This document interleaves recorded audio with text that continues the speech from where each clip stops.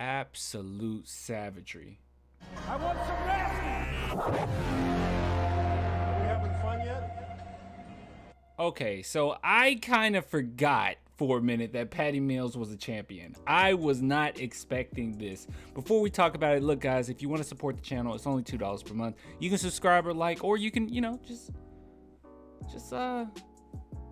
join the Discord, man. Join the group chat. Just support any kind of way you can.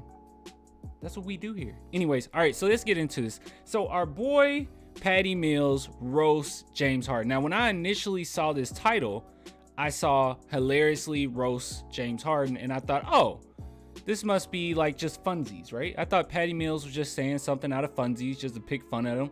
Maybe they become friends while in, with the Brooklyn Nets. I'm not super familiar with the Nets. All I knew was they're not playing, or they weren't playing very well. And I've always known that them having James Harden, they were automatically not going to win a championship. And that's just facts. But I scrolled down and I was very surprised. To my surprise, I don't know why. Josh Paredes, he does great articles, by the way.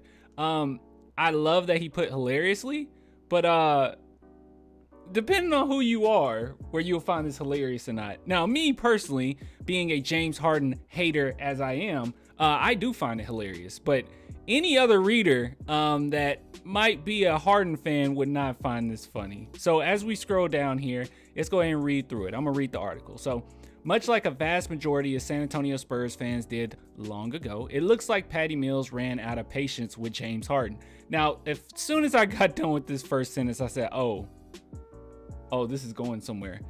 Mills joined the Nets at a time where they considered a championship favorite, which I never understood. I never understood how people thought Harden, Durant, and Kyrie would not just not mesh. It's just all of them are ball dominant.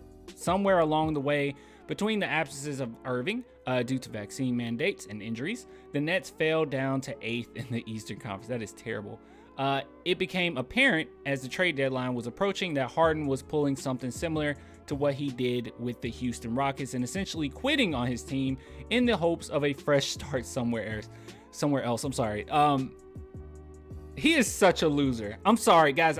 Usually I'm pretty nice. All right. I'm not, I try not to be biased, but I will be honest with my biases. I cannot stand James Harden. I have not liked James Harden for a very long time. Last time I liked James Harden, he was with the OKC Thunder, and we didn't get a big dose of him. Now that we have a larger dose of James Harden, dude is a loser. I'm sorry. When it comes to, trying to win a championship, when it comes to being there for your team, absolute loser, okay? He's fun to watch, but he is not going to win a championship. 76ers are not winning a championship.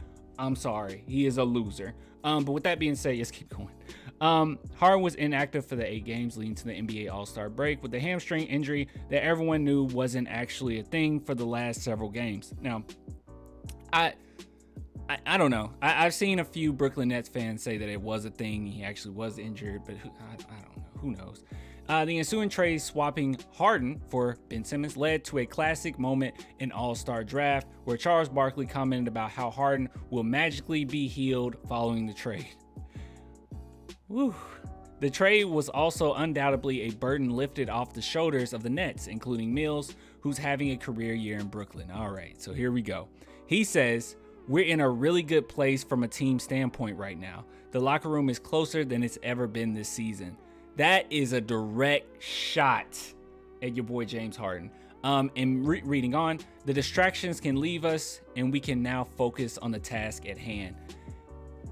He threw James Harden all the way under the bus, and I absolutely love it. I kind of forget, and I guess because it's been a while, but you kind of forget that our boy Patty Mills is a champion. I'm sorry. He played with some of the greats. He played with Manu, Tony, Tim Duncan. Even though I can't stand the guy, Kawhi was pretty good at those finals, right? He played with some really good talent, and he knows what it takes to win a championship. Not only that, I will argue that Patty Mills played for the most disciplined, well-passing team in NBA history.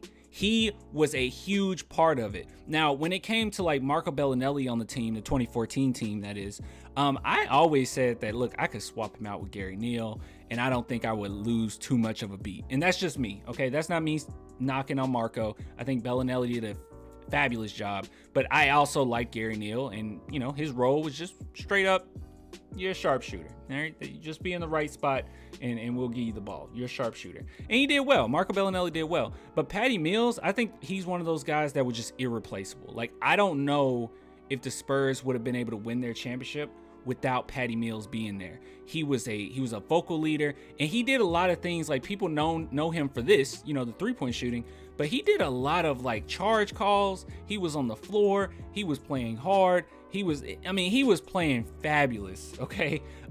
He was wonderful in during those playoffs, in those finals. So I don't know if we would have won without Patty Mills. And sometimes I forget that he is a leader. He was definitely our vocal leader, even over the past few years. I would say that maybe him being the vocal leader for the Spurs once Manu Ginobili left probably propelled him into a new role in which he, you know, became an even better leader. But that's just my thoughts, okay? And your boy James Harden, he's not going to jail with somebody like Patty Mills, all right? Patty Mills wants a championship. Patty Mills is a tough cookie, and he's not going to have any weaklings on his team. And when it comes to the Spurs, we never really had that. So I think that Patty Mills had it really nice with his time in San Antonio, because the Spurs never really drafted guys that were just straight up losers. Now, don't get me wrong. Sometimes in free agency, we'll grab somebody and it don't pan out, and we're like, he's not a true Spur. I won't throw any names out there. Okay, I won't. You just thought of one though, but I'm just gonna leave it there. But yeah, I mean, sometimes that happens. But overall, at least with, you know, people that we draft, people that we you know, trade for, typically they're pretty Spursy. So he's always played with guys who wants to win, guys with a lot of heart. And I don't recall Patty Mills ever, and I mean ever, throwing anybody under the bus like he did here.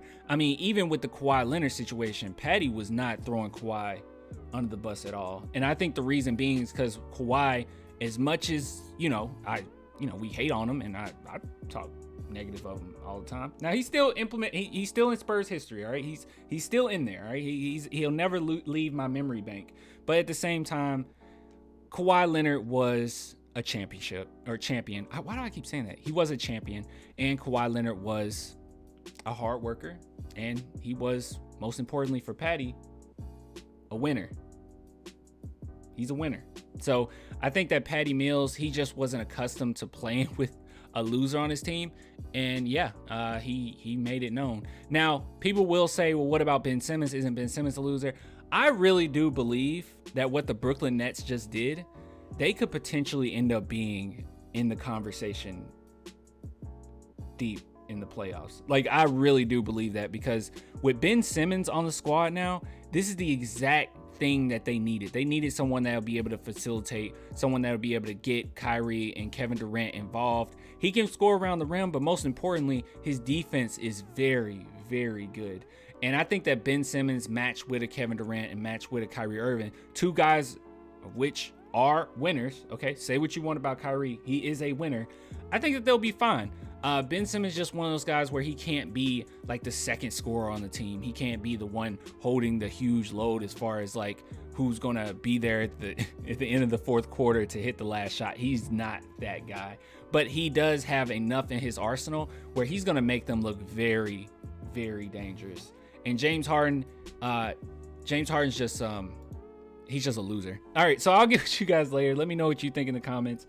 But yeah, that's all I really had. Not a lot of commentary. Just thought that Patty Mills was pretty awesome for this, and you kind of forget that he's a champion. He's a champion. He's a champion. You guys let me know what you think. I'll get with you later. Until next time.